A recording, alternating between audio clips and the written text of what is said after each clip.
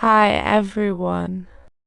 Today we are going to delve into something that'll have you rolling on the floor laughing out loud with pure delight.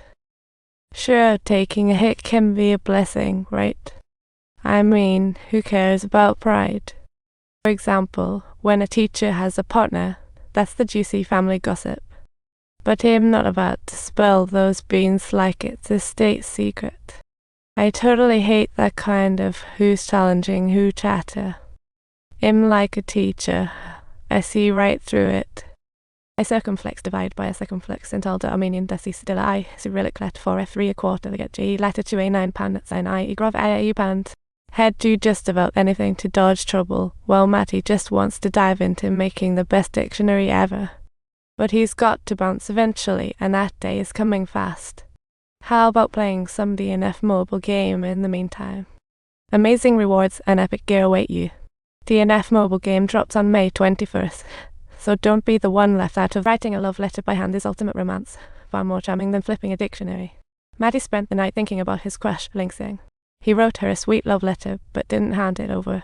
Instead, he sneakily passed it to his colleague, West. West took quite a long pause before finally realizing that Matty actually wanted him to proofread. With that understanding, he carefully unfolded the love letter and started reading it word by word. Matty is truly such an avid word nerd. Matty had a million things to say, yet he couldn't find the right words. That's why he turned to West for help. West agreed to help, but suggested Matty chill out because the key to dating is, you guessed it, Matty wanted to explain that he was far too occupied with the job he had found online to go on dates, but even teacher Matsumoto joined in to suggest that he should listen to everyone's advice. Matty blushed, hesitated to speak at home. Looking at Lingsing, he was speechless. Granny came to the rescue. Granny suggested going out, but Matty didn't dare propose a date. Lingsing made the first move. Matty followed like a little lost lamb, and then they spontaneously hopped onto the Ferris wheel. Lingsing mused that riding the Ferris wheel is like cooking sea, no matter how perfect the dish. It's not the key point. What truly matters is that this is a new starting point. After all, where in this world can you truly find the perfect dish? Matty went silent, wanting to say she wished to stay with Lingsing forever, riding the wheel endlessly. Meanwhile, Wes was reading the love letter Matty wrote a solid 15 pages. It looked like a dictionary. It was filled with formal language, even mixed with Chinese poetry. West was flabbergasted, but had already flipped through it. As he read, West's leg eventually calmed down, and he became surprisingly serene. Next day, West returned the love letter to Matty, saying he hadn't changed a single word. Even though the letter was somewhat heavy, you could feel the sincerity behind all those 15 pages. That evening, Matty stood quietly by the door with the love letter, waiting for Lingsing to come back. After a long wait, he finally saw her. Matty summoned courage, passed her the love letter, then bolted, leaving Lingsing staring at it. Lingsing was left puzzled. While at home, Matty dove under the covers like a turtle, pondering what to do next.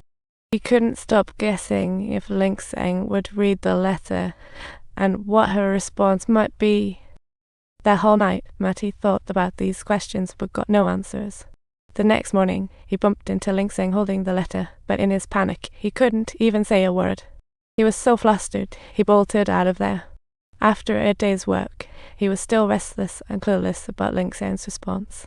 After work, Matty saw that spinning Ferris wheel once again, and he couldn't help pondering. Maybe he was just too overwhelmed. Matty felt stuck, unable to get closer no matter how hard he tried. Finally, back home, Matty started feeling somewhat normal. When he heard Lingsing return, he finally mustered the courage to ask her about the letter. But Lingsing seemed utterly confused and chose to remain silent, not uttering another word, simply darting upstairs, which left Matty feeling utterly hopeless and deeply disheartened. Back in his room, Matty figured her action was a flat-out rejection and sat there feeling like crying. But just as he was about to cry, someone opened the door, and Matty felt an inexplicable wave of anxiety. Did she finally get it? Maybe it's that love letter. After returning to her room, she carefully reread that heartfelt love letter and ultimately made a decision in her heart. Therefore, she said, "So, I have feelings for you. All right, let's head to the Ferris wheel together. Because at that time I liked you too." Could he truly persevere and keep moving forward? At this crucial moment, surprisingly, West apologized to Matty, acknowledging with regret that he couldn't continue walking this path alongside her.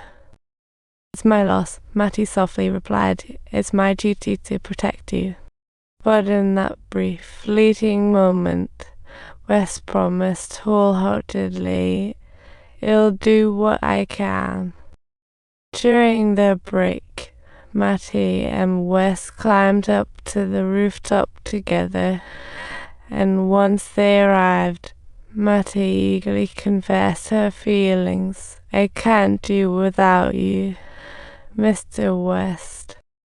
West was taken aback, emotions swirling within him. "I'm leaving, but grateful for all you've done. This can't be the end. No matter how far, I'll always follow you.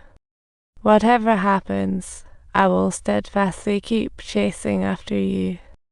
And Matty, along with her team of editors, reminds everyone, don't forget to subscribe, folks.